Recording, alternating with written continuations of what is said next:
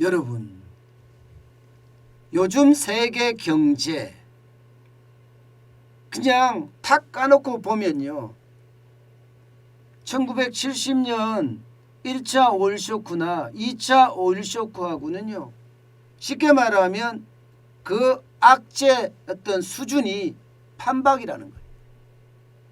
이게 경제 전문가들의 평가입니다. 여러분, 이거 한번 보세요.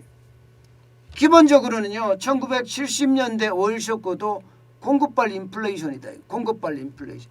공급이 제대로 안 돼서 가격이 엄청 비싸지고, 가격이 엄청 비싸지니까 인플레이션이 유발돼서 스태그플레이션으로 발전했고요.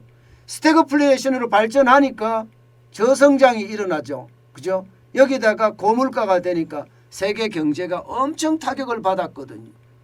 지금 2022년도 마찬가지라는 거예요. 코로나19의 어떤 팬데믹이 세계 경제를 그야말로 엄청난 치명타를 입힌 데다가 러시아가 우크라이나를 침공함으로 해서 공급발 인플레이션이 터졌다, 이렇게 이야기합니다. 전문가들은요, 오일 쇼크 때는 기름값이 배수가 지금하고 다르다. 배수가 지금하고 다르다.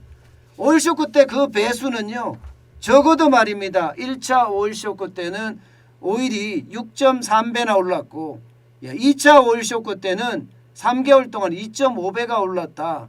상승률이 지금보다 월등히 높았다. 그렇기 때문에 지금하고 판박이로 비교하기에는 좀 무리가 있다, 이렇게 이야기를 하거든요. 그런데 다른 사람들은요, 아니야, 지금 오일 쇼크만이 문제가 아니지 않느냐.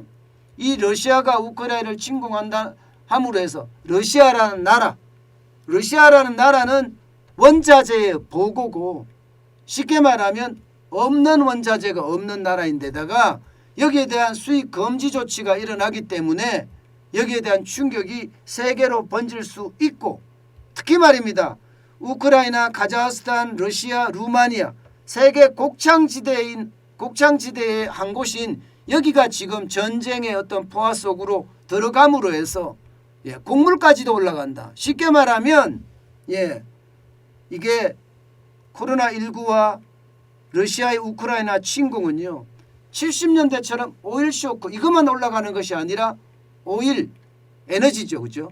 여기에 뭐 원유라든가 가스라든가 석탄이라든가 여기도 올라가지만 광물도 지금 급등하게 올라간다. 급격하게.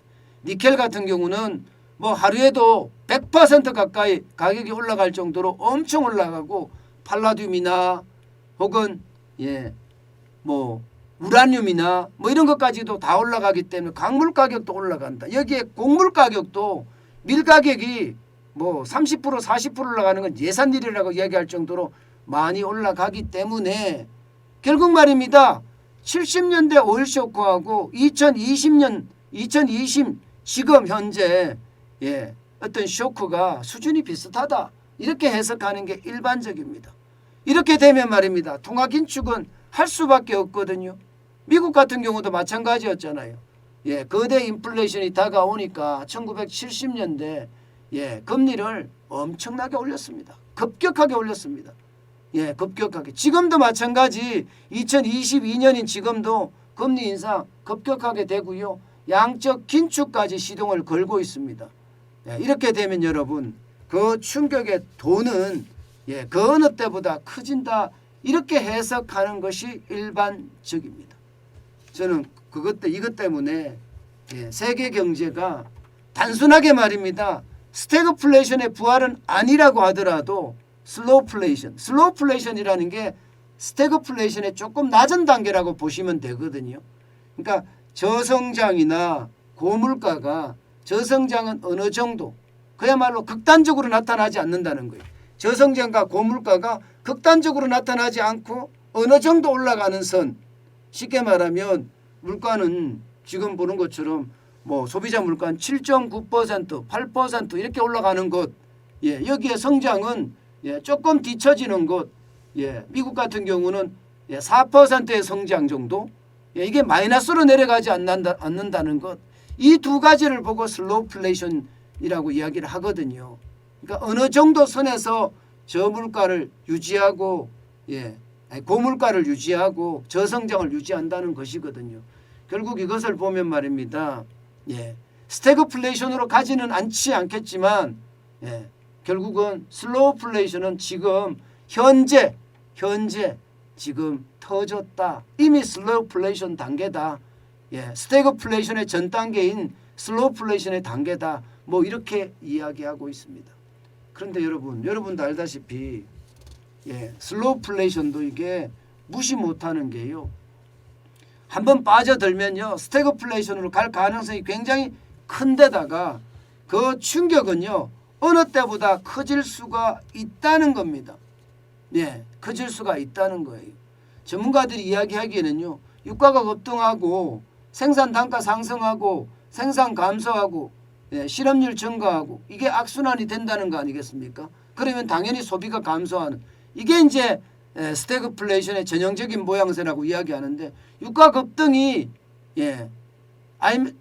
오일 쇼크 때만큼 일어나지 않았기 때문에 그렇게 반복될 가능성은 적다 이렇게 이야기하고 있고요. 다른 한편에서는요. 아니야. 지금 유가만 올라가는 것이 아니라 광물과 곡물이 다 올라가기 때문에 이것은 스태그플레이션이라고 이야기하기는 지금 당장 어려울지 모르겠지만 슬로우플레이션은 분명히 되고 있다.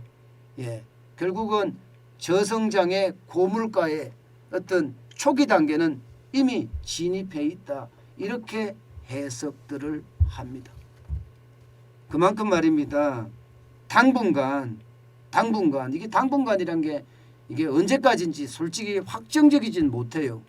왜냐하면 우크라이나가 지금 계속 항전을 하면서 버텨가고 있고 게다가 또 다른 악재들이 계속 나오고 있거든요. 중국의 도시 봉쇄령이라든가 또 미국의 금리 인상이라든가 이런 전 세계적인 악재들이 계속 드러나기 때문에 당분간이라는 게 언제라고 특정하지는 못하지만 뭐 적어도 6개월 아니라고 봐야 되나요?